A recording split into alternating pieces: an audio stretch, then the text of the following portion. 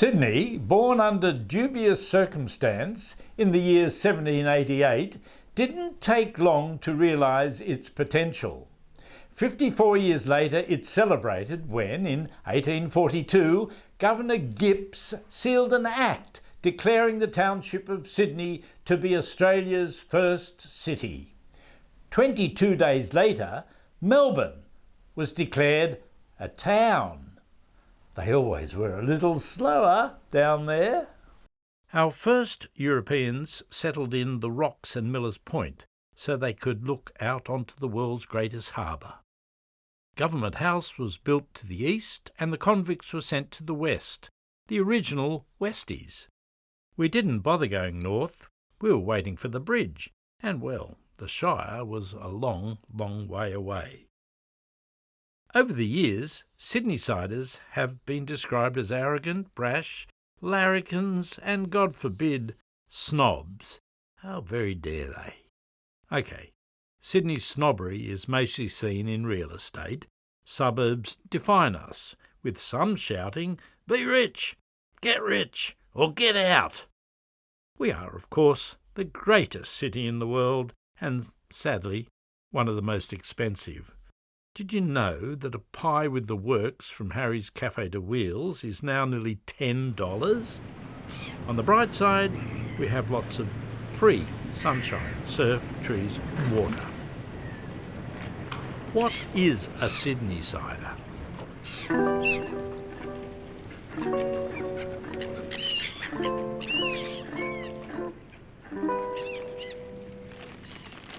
Glistening harbour, shining like gold, ancient beauty with secrets so old. From the surf at Bondi to the mountains called blue, you are many things to all of us. Sydney, who are you?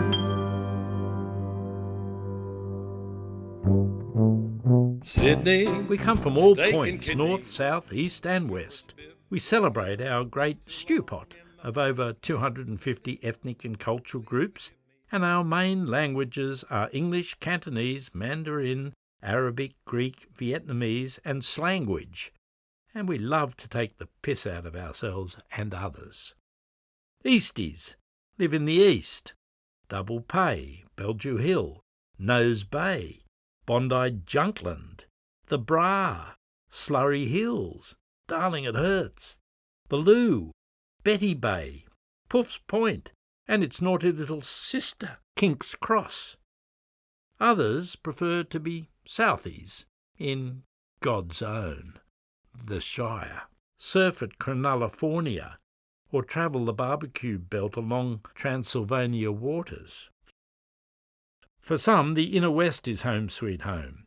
Hippendale, Zootown, Marrickville, Canterbury, Trashfield, and out to Stratty and Lebcambia. Take a right turn, or wrong turn, and you end up headed for Epping and the Hills District, Borkham Hillsong, up to Pimple. Or you could head north to Mordor, anywhere over the bridge, to the North Snore, up the Wankers Parkway, through Chatswool, and right up the Bilgola Bends to the Insular Peninsula, Narra and Palmy.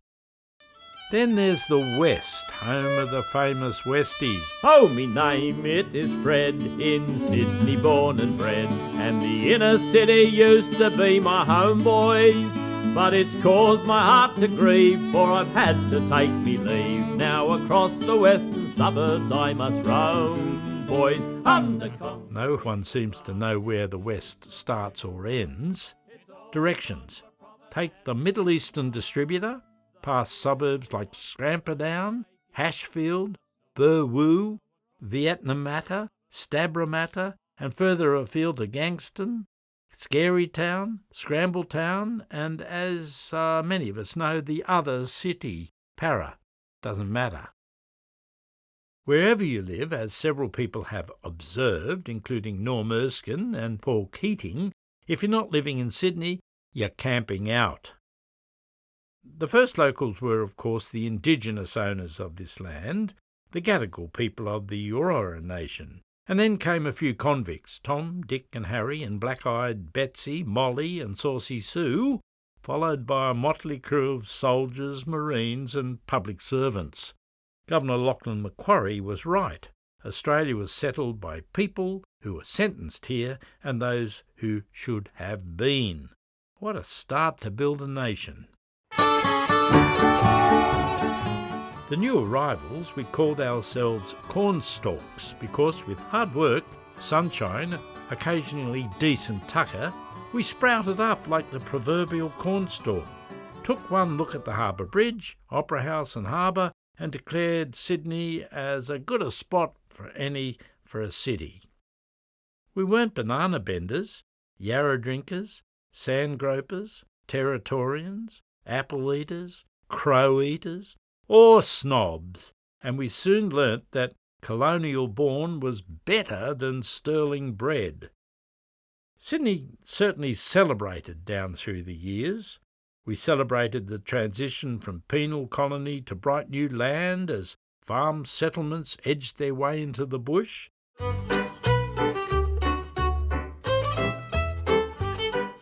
We celebrated when the sound of "Rush away!" echoed across Sydney, then the world as gold diggers, desperate to strike it rich, added nearly 1.5 million people to Australia in just 2 decades. Some did strike it rich, however, as the old diggers soon realised, there was a lot of gold out there and a bloody lot of earth mixed in with it. The diggers sure knew how to celebrate. Many a gold miner in Sydney, to celebrate, ordered a bucket of French champagne and 2 slices of bread, then proceeded to make a 10-pound note sandwich, which they ate, washed down with champagne. Don't tell me we don't know how to party. We celebrated the Federation of the Colonies when they came together in 1901.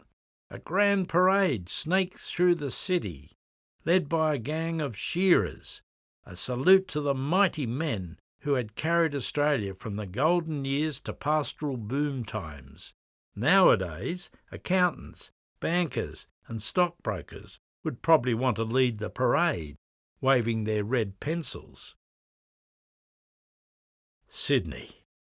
The old bushies called it the city of 4 Gs. Glass, girls, grog and galahs. We continued to celebrate through the 20th century, at the end of 2 world wars, during the Roaring Twenties. By the 1920s, Sydney had grown up and was already considered brash, with a somewhat dangerous larrikin spirit, especially compared to staid old Melbourne on the banks of the Yarra, the only river that flows upside down. Hobart, well, it wasn't on our radar. Adelaide, the city of churches, doesn't have much of a reputation for fun. Perth, too far away. Brisbane, well, it's still a bush town. And as for Canberra, a good sheep station ruined. We had grown up a little, learnt a lot. We even had a state emblem, the Waratah. The great Henry Lawson raised a salute to the Waratah. You may sing of the shamrock, the thistle, the rose, or the 3 in a bunch if you will, but I know of a country that's gathered all those, and I love the great land where the Waratah grows and the wattle bough blooms on the hill. Some other wit added, the sweet Australian wattle is the emblem of our land. You can stick it in a bottle or wave it in your hand. Some say Sydney stinks. All cities have a smell, or a number of smells, that identify the urban environment. In colonial time there was an overriding smell, or stench, of horse and bullock manure, the beasts being a vital part of our transport and cartage history. In the early 20th century, the main smell was created by steam trains and the pervasive stench of coke, the main fuel for heating factory and household water. Suburbs were known for their smell, particularly the soap factory at Balmain or the tanneries at Woolloomooloo. Other smells became friends, the Arnott's biscuit factory on Parramatta Road. food halls of department stores, bookshops, bootmakers and delicatessens. In many ways our public stink has been replaced by motor fumes, but with a good snout you can still sniff out our unique Sydney smells. If the smells are too overpowering, a visit to the botanical gardens is recommended. Then there's the traffic. Research shows Sydney drivers are some of the world's angriest drivers. Driven to frustration with traffic congestion, we arrive late with teeth grating and nerves frazzled. We all need to take a chill pill until the transport dream has been fulfilled. A second cross-harbour tunnel, a Northern Beaches metro rail line, and a few more of those whatever they are expressways. Honking and screaming does not help. Chill pill, anyone? Sydneysiders are renowned for being relaxed. We're not at all snobbish. Some folks get a bit hot under the collar sometimes, and one issue at the end of our tongues seems to be that pesky immigration. Hey, we're all bloomin' immigrants of some sort, except for our Indigenous brethren, so let's try and get along. We are lucky to live in a city with so many ethnic and cultural roots. Multiculturalism adds vitality and also tastes good. Indian, Asian, Middle Eastern, European, African, and all the other flavours spice up our lives.